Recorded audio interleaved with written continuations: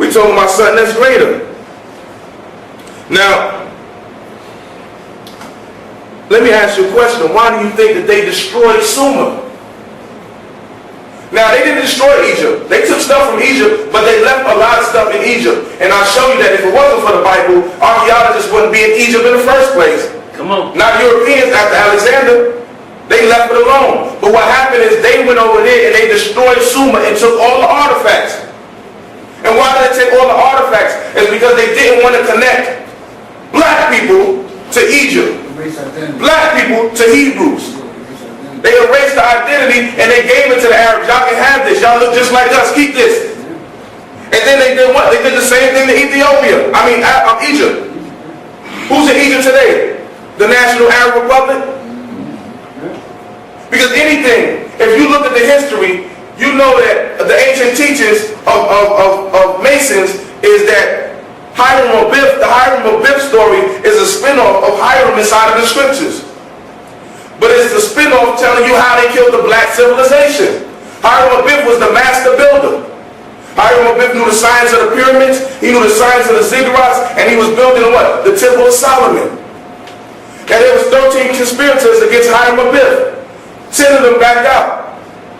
And that kind of is going to coincide with Daniel and get 10 horns. 3 of them, Jebullah, Jebulon, and Jebulon, all conspired, which are representations of America, Europe, and France. And what did they do? They killed Hiram Abiff and stuck a tent peg in his what? Temple. Because they wanted him to be mentally dead. But they buried him in 3 places. They buried him in the north gate of the temple, they buried him in the west gate of the temple, and the east gate of the temple. Why do you bury somebody 3 times? You don't. It's symbolic.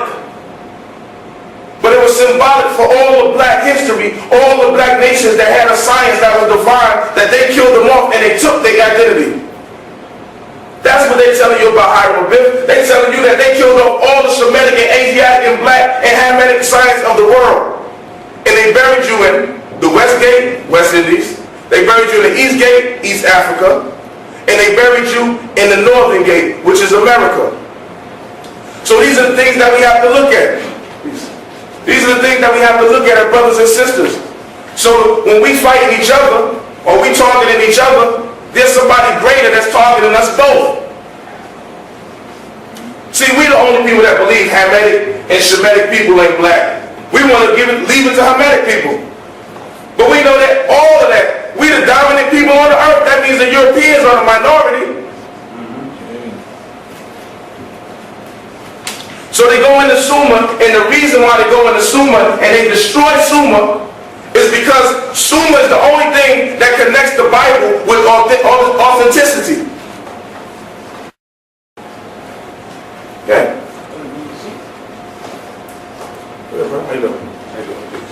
Sumer is the only thing that connects the Bible to become authentic. Now, I want y'all to listen to this, brothers. If you destroy Sumer, then you don't have another superpower to balance Egypt.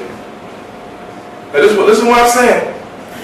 It is not Egypt I'm attacking. It's Egypt, European Egyptologist philosophy that I'm attacking. When you destroy Sumer, you can make Egypt as old as you want it to, because there's no parallel kingdom to match it up with.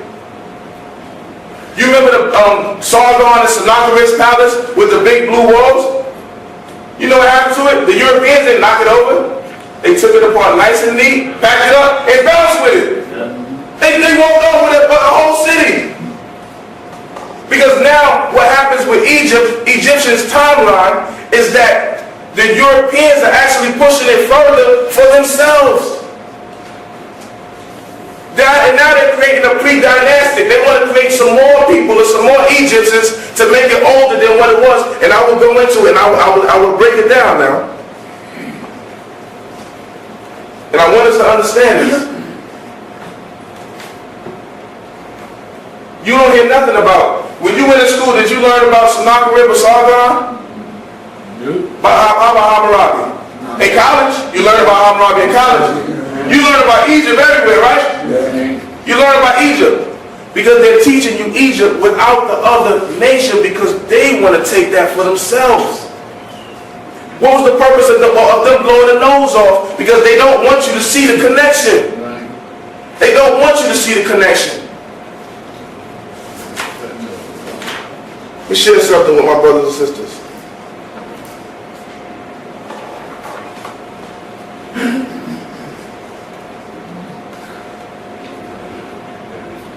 Now,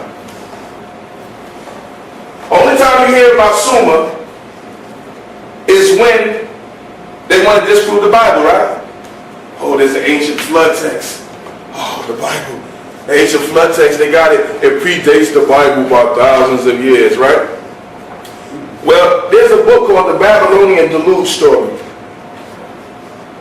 And what I explained in the beginning, the brother wasn't here,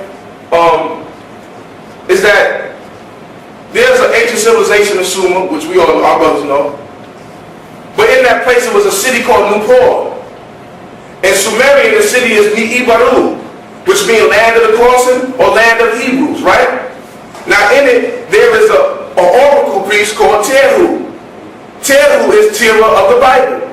Terhu moved from developed then they shipped them to Haran, which is another place to maximize their growth of their flocks. And he built up Haran. And that's how Abraham comes on the scene. Because Abraham is migrating from Semitic people and Hamitic people. Because during that time there was a king called Ur-Nammu, which is one of the greatest kings of ancient Sumerian civilization. And what he did was incorporate the science of the Shemitic people that they had under them with the Hamitic people. Where Terhu was allowed to raise up and become an oracle priest. The thing with Abraham is he did understand the oracles of the science of the heavens. He understood that if Mars lines up behind the sun, what kind of effect it has on the people. But what it is that he wanted to find a higher source, and that is the Creator who created it all. So now, when I get back to the Sumerian text, I check out the Sumerian text and it says, the flood story in Sumeria. Older than the biblical one, right? It's wrong. And I say that because there is a man called Ashurbanipal in the book of Ezra chapter 4. His father's name is Esdras. Them were the same people that said, let me help you build the temple. They said, we know about your God. We was brought over here by Esdras, which is Ashurbanipal's father. There is no old Sumerian writing of a flood story that is in existence. But what it is that they found one, and I'll show you. They found amongst Ashurbanipal, amongst his personal library, he had things that were copied from the temple of Nebo, and he had things that he copied from the temple of Nebo, and he had things that were actually from the temple of Nebo. In the Babylonian and Sumerian deluge story, the actual fragments that were there, supposed to be there for the flood, is represented by the colophons that's on the side, and it tells you that it's a remake by Ashurbanipal. Ashurbanipal was a king during the time of 600 and around 45 BC. So the Babylonian flood story is a remake of an ancient story, and if people want to doubt the flood, then you have to go to every ancient history because there's 500 flood stories. Right? So this is the only time you hear Sumer come up now, only when they're using it to smash the Bible.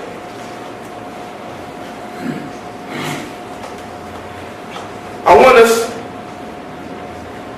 to go look into this timeline. Now, this is the proof.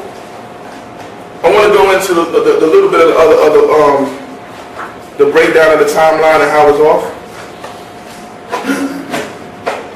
All right. Some of the stuff I can just basically explain, but I want to go verse for verse and show you some things. All right. In the Sumerian, in the Egyptian timeline, Ptolemy II ordered Manetho, the priest of ancient Egypt, to write a history on Egypt. Manetho wrote the history on Egypt, but they took it as being successional rulers when the Egyptian kings, as my brothers can tell you, are not successional rulers, they're regional rulers. Listen to what I'm saying. In the Bible, if I have King Jeroboam and Rehoboam, I can't put Rehoboam Rehoboam, then Jeroboam. Why? Because they reigned in the same time.